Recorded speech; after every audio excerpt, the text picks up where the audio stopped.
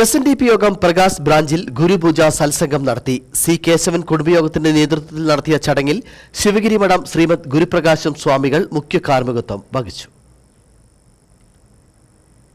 Prakash 1747 number SNDP ശാഖായോഗത്തിലാണ് ഗുരുപൂജ സത്സംഗം സംഘടിപ്പിച്ചത്.